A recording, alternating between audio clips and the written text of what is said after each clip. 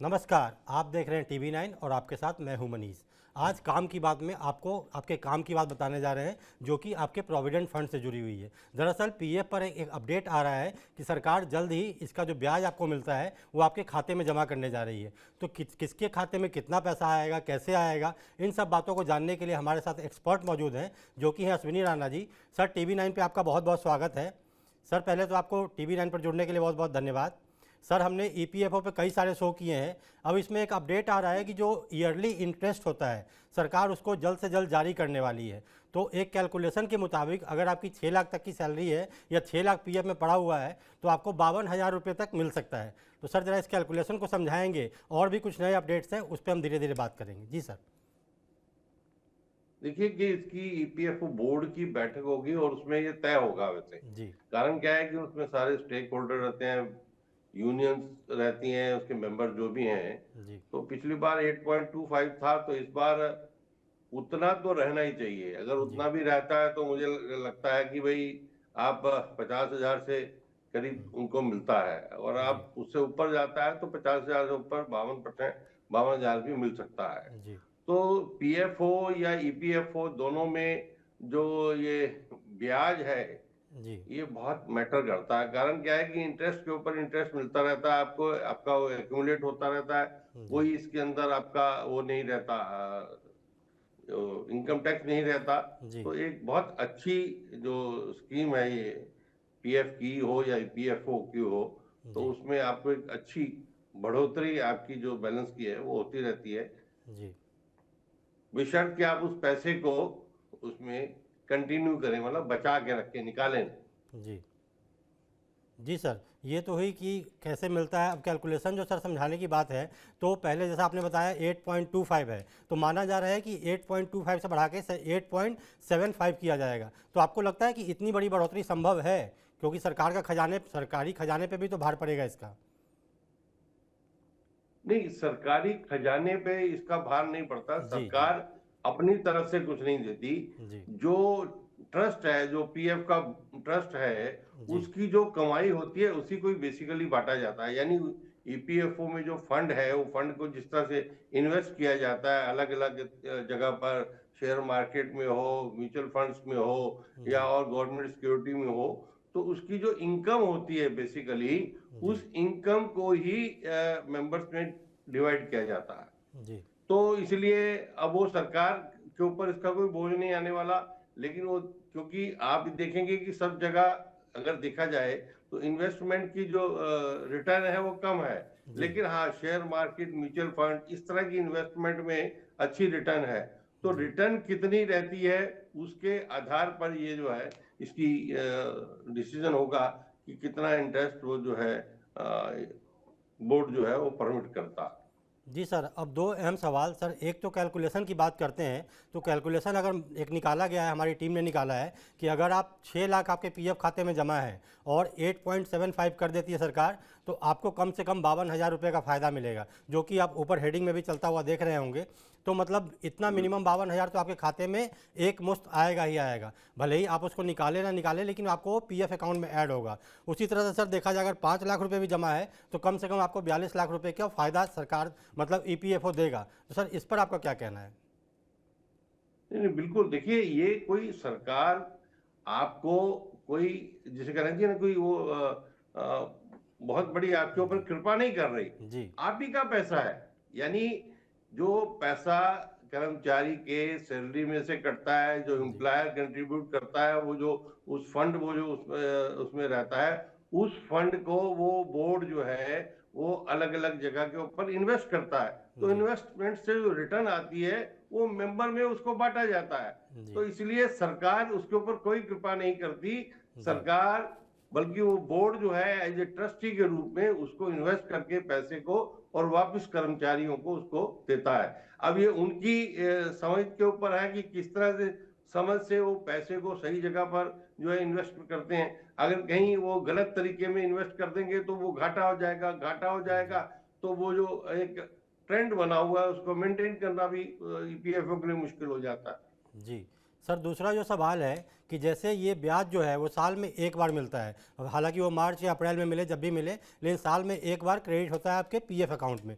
दूसरा सवाल सर यहाँ ये है कि अगर मान लीजिए मुझे पैसों की दरकार है, इमरजेंसी है कोई आ गई, तो मैंने सपोज़ कीजिए मेरे अकाउंट में 5 लाख रुपये हैं, मैंने उसमें से 3 लाख रुपये निकाल गए, तो क्या उस पैसों में से मुझे ब्याज मिलेगा? जो मान लीजिए अभी जो ब्याज मिलने वाला है, तो मुझे 5 लाख पे ब्याज मिलेगा या 3 लाख पे मिलेगा, किस पे मिलेगा? नहीं नहीं, जो पैसा निकाल लिया आपने उसके जी ऊपर तो उतने पीरियड का ही मिलेगा जितने पीरियड के लिए वो दे रहे हैं। जी यानी मतलब वो पूरे साल का अगर है, जी 6 महीना आपका फंड रहा और 6 महीने आपने पहले पैसे निकाल लिए, जी तो 6 महीने के ऊपर 5 लाख के ऊपर और बाकी उसके ऊपर आपको 3 लाख के ऊपर, तो उस प्रकार से वो कैलकुलेशन करके देंगे। एट प्रेजेंट जितना है उसके हिसाब से नहीं होगा वो। जी, मतलब ये जो पैसा आपका उसमें बैलेंस रहेगा, आप कह रहे हैं कि जो पैसा आपका बैलेंस रहेगा उसी पे मिलेगा, मतलब जो आप निकाल चुके हैं बिल्कुल उस पे बिल्कुल। नहीं मिलेगा, ये कहना चाह रहे हैं आप जी। सर?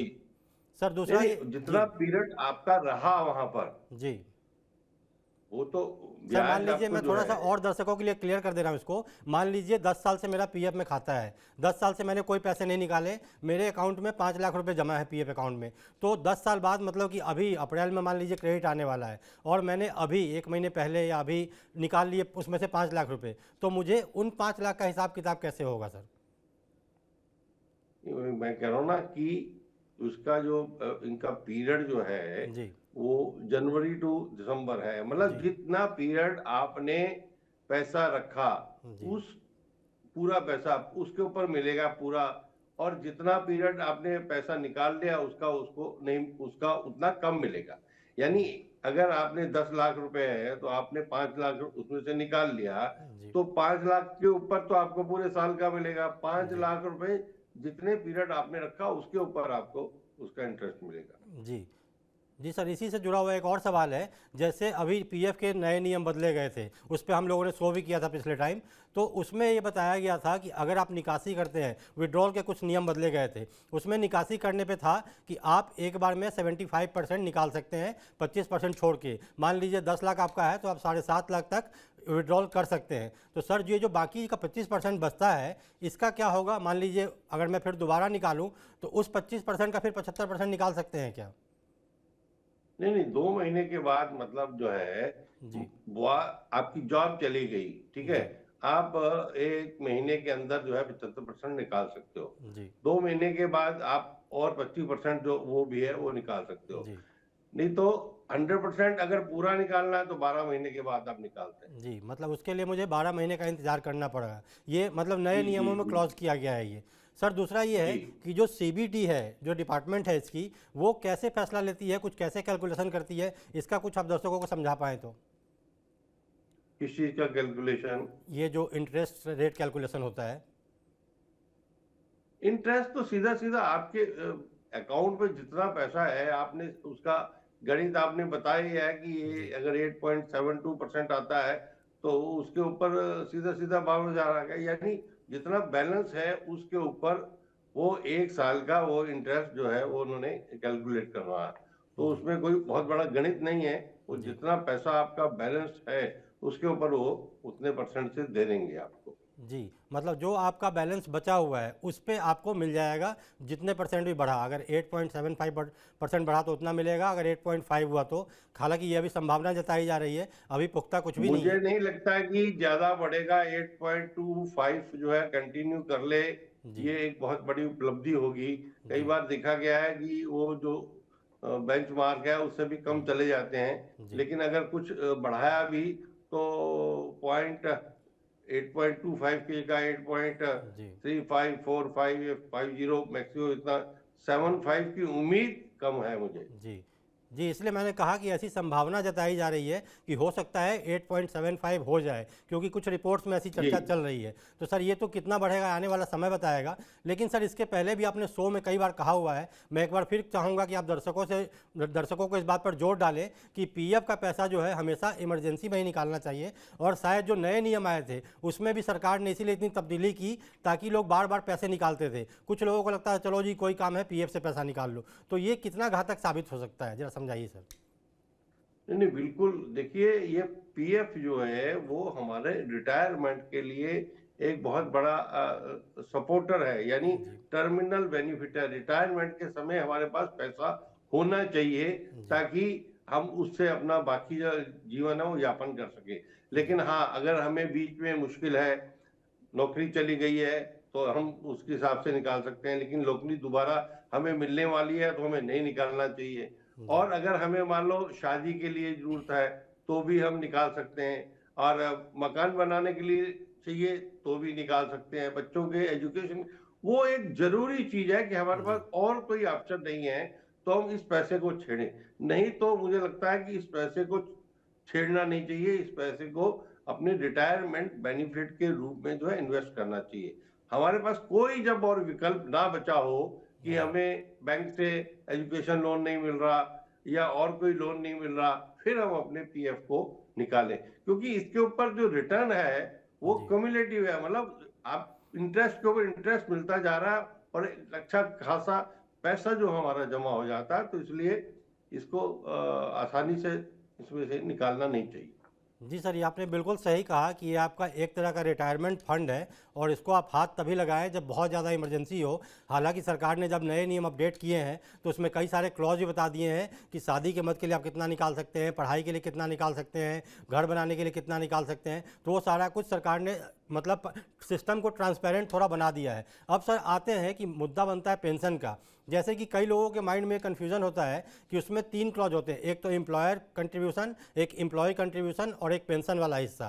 तो क्या पेंशन वाला हिस्सा कोई निकाल सकता है क्या विड्रॉल करने के टाइम? क्योंकि वो तो उसमें एक क्लॉज है ना कि आप 10 साल की सर्विस पूरी करेंगे तभी वो आपको मिलेगी। बिल्कुल। तो पेंशन आप पहले कैसे निकाल सकते हो? आप अपना पीएफ का ही पैसा निकाल सकते हैं। जी पेंशन का पैसा आप जो है वो नहीं निकाल सकते हैं। आप सिर्फ पीएफ का जो पोर्शन है, पीएफ का पोर्शन अलग होता है और पेंशन का पोर्शन जो है वो अलग होता है। जो आपका 12% जो कटता है उसमें 3.67% पीएफ के खाते में चला जाता है, जी ईपीएफओ जी प्रोविडेंट फंड के, जी और 8.33 जो है वो पेंशन के अकाउंट में चला जाता है। वो कम्युलेट होकर, वो इकट्ठा होकर उसी के ऊपर आपको पेंशन मिलती है। और अगर एम्प्लॉयर और एम्प्लॉई में सहमति है कि भाई ये जो 15,000 की सीमा है, 15,000 तक ही ये कटता है, जी उसके ऊपर अगर वो एम्प्लॉयर काटता है, मतलब अपनी तरफ से, वो एम्प्लॉय का नहीं करता, वो एम्प्लॉयर अगर वो उसके ऊपर कंट्रीब्यूट करता है, तो वो जो पैसा जो ऊपर कटेगा वो पैसा जो है आपके ईपीएफ में जाएगा, यानी जी प्रोविडेंट फंड के खाते जी में जाएगा, वो पेंशन में नहीं जाएगा। जी सर, पेंशन का जो फंड है, ये सवाल मेरा इसलिए आया कि कल हमारे सोशल मीडिया पे एक सवाल पूछा गया था, उसी को मैं दोहरा रहा हूँ कि पेंशन फंड का पैसा अगर मैं 10 साल सर्विस नहीं पूरा करता हूँ तो फिर क्या वो ईपीएफ के पास जब्त हो जाती है या ईपीएफ अपने पास रख लेता है? नहीं नहीं, फंड आप ले सकते हो। जी भाई आपकी नौकरी चली गई तो आप जी अपना ले सकते हैं, जी 1 साल के बाद आप अपना जी पैसा जो है वो ले सकते हैं, अगर आपकी नौकरी चली गई है तो। जी लेकिन उससे अगर आपकी 10 साल की सर्विस है हम्म, तो, और फिर जो है आप दोबारा जो अपने उसके ऊपर आपको पेंशन ही मिलेगी। जी लेकिन उससे पहले अगर आप नौकरी ही अगर आपकी चली गई तो आप अपना पैसा विड्रॉ कर सकते हैं। मतलब नौकरी जाने की हालत में आप पूरा पैसा निकाल सकते हो, इवन पेंशन वाला फंड भी निकाल सकते हो? 36 महीने के बाद, जी यानी आपकी नौकरी चली जाती है, जी तो पीएफ तो आप 1 साल के बाद पूरा निकाल सकते हैं, जी ठीक है। लेकिन पेंशन का जो पैसा है वो 36 महीने के बाद आप वो निकाल सकते हैं। उसका कारण इसलिए 36 महीने रखा गया कि दोबारा नौकरी मिलती है, जी ठीक है, कोई ना कोई आप जॉब करेंगे, जी तो इसलिए वो पेंशन अगर आप निकाल लेंगे तो फिर नई नौकरी में जाएंगे तो नई नौकरी का जो एक्युमुलेशन होगा पेंशन फंड जी का, वो बहुत ज्यादा नहीं होगा आपको, तो फिर हम्म। वो कहाँ से मिलेगी, पेंशन कहाँ से मिलेगी?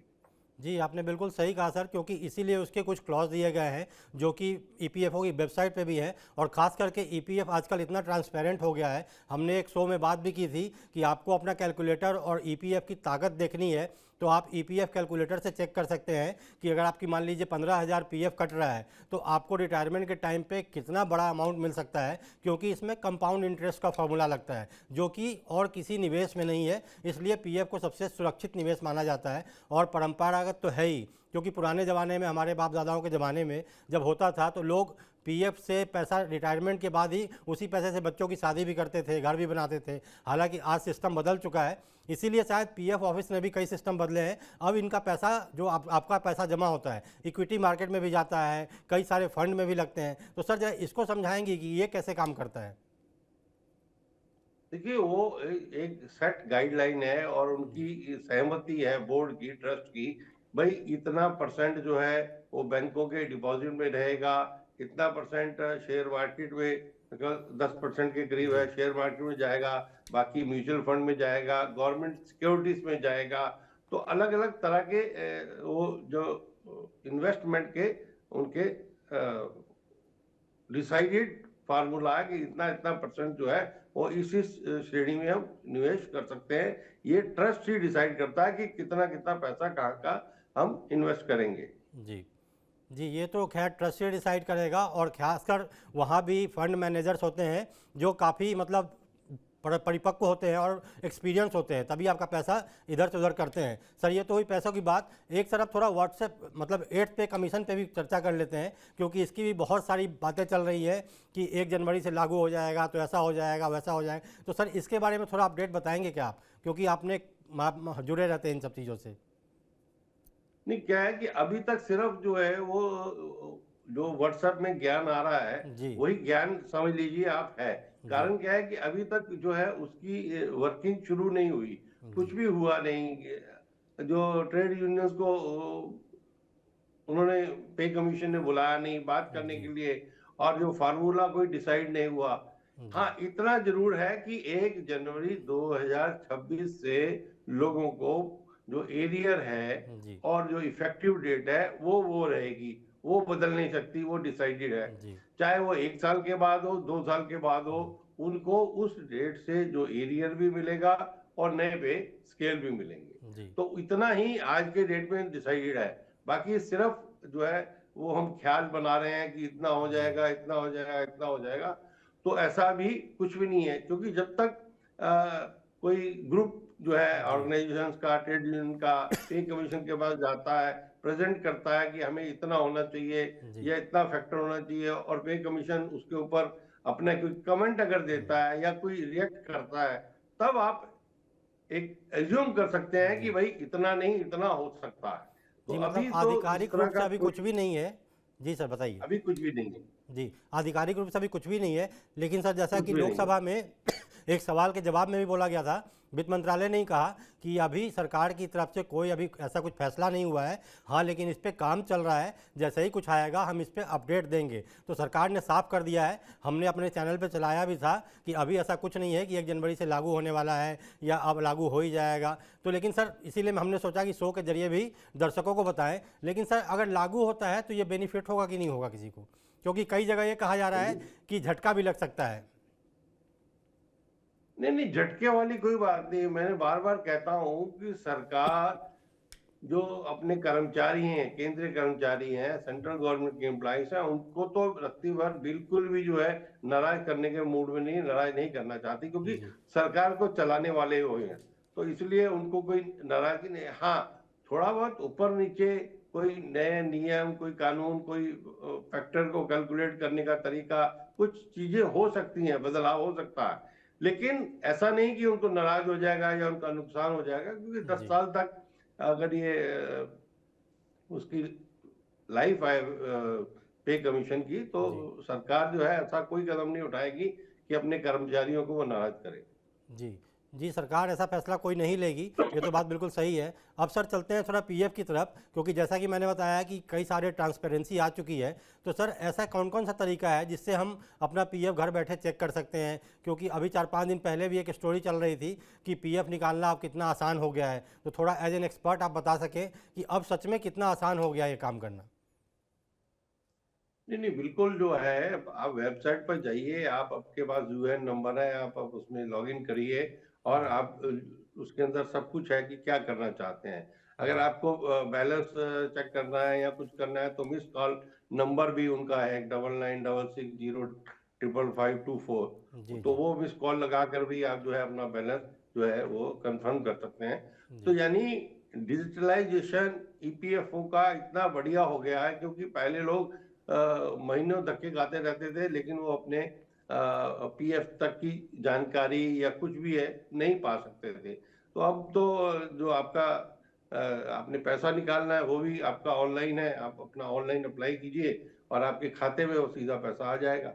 तो आपको कुछ भी करना नहीं। आने वाले दिनों में हो सकता है कि वो एटीएम से भी पैसा निकालने की सुविधा ईपीएफओ सोच रहा है, लेकिन अभी तक बैंकों जी से बात नहीं हुई है कि जी एटीएम से भी आप सीधा, आपका सैंक्शन हो गया है जो पैसा आप निकालना, तो आप एटीएम से भी निकाल सकते हैं।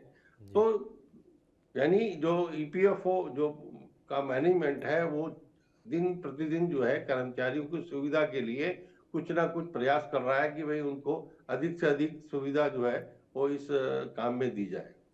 जी ईपीएफओ की लगातार प्रयास जारी है कि जितना ट्रांसपेरेंसी हो सके उतना किया जाए, और उसमें सक्सेसफुल हुआ भी है बहुत ईपीएफओ।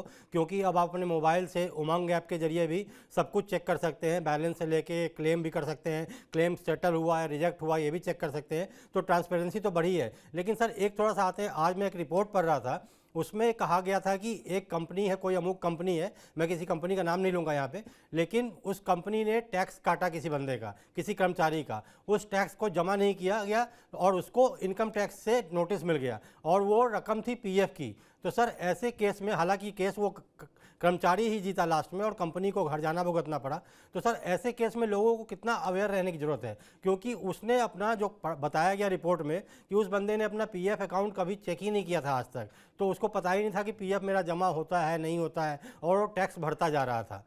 तो ये मामला था सर, जो मैंने मामला आपको समझाया। तो इसमें कैसे अवेयर कर सकते हैं अपने आप को? नहीं नहीं, बिल्कुल। मैं तो कहता हूँ कि अभी आपको सैलरी स्लिप मिलती है जी बहुत जगह पर, उसमें लिखा होता है कि इतना पैसा पीएफ के लिए कटा है।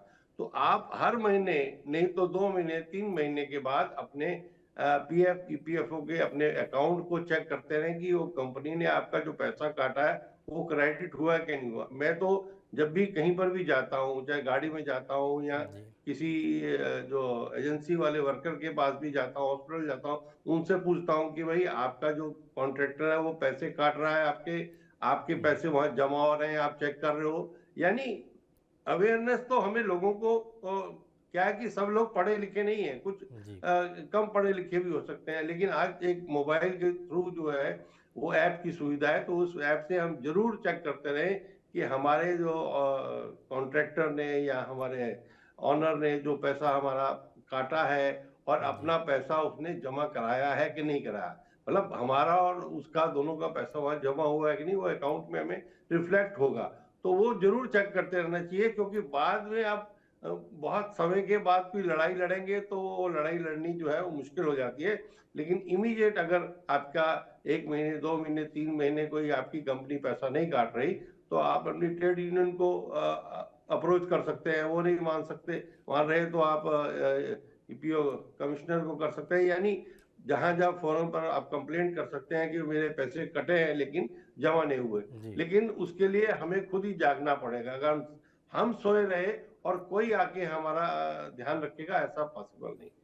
जी, क्योंकि ये आपकी मेहनत की गाड़ी कमाई है, आपका पैसा है, तो आपका फ़र्ज़ बनता है कि आप इसको समय समय पर चेक करते रहें। सर इसीलिए शायद सोचिए कि आप इस देश में क्या हालत है, अनक्लेम मनी जो आरबीआई के पास है इतना सारा है, इतना ज़्यादा है कि आरबीआई कैंपेन चला रहा है, लगातार मुहिम चला रहा है, लेकिन उसके बाद भी लोगों को अपना पैसा, जो कि उनको पता ही नहीं कि मेरे अकाउंट में इतना पैसा लावारिस पड़ा हुआ है, उसका आंकड़ा मुझे ठीक से याद नहीं है, 90,000 करोड़ से अधिक ही है। लेकिन सोचिए कि आज पीएम मोदी को भी कहना पड़ा कि उस कैंपेन का हिस्सा बनिए और कैंपेन मुहिम में आइए और अपना अनक्लेम मनी अपने अपने आप को पाने का तरीका ढूंढिए और आरबीआई से संपर्क कीजिए या अपने बैंकों से संपर्क कीजिए, क्योंकि इसके लिए बहुत बड़ा अभियान एक चलाया जा रहा है। तो सर इसी से सोचिए कि इस देश में जागरूकता की कितनी ज़रूरत है और लोग जागरूक नहीं है। आपके अकाउंट में पैसा पड़ा हुआ है, आपको पता ही नहीं है। और सर हमारे शो करने का मकसद भी यही होता है, इसीलिए इसका नाम भी काम की बात हम लोगों ने रखा है कि इसमें आपकी सीधे काम की बात की जानकारी दी जाती है।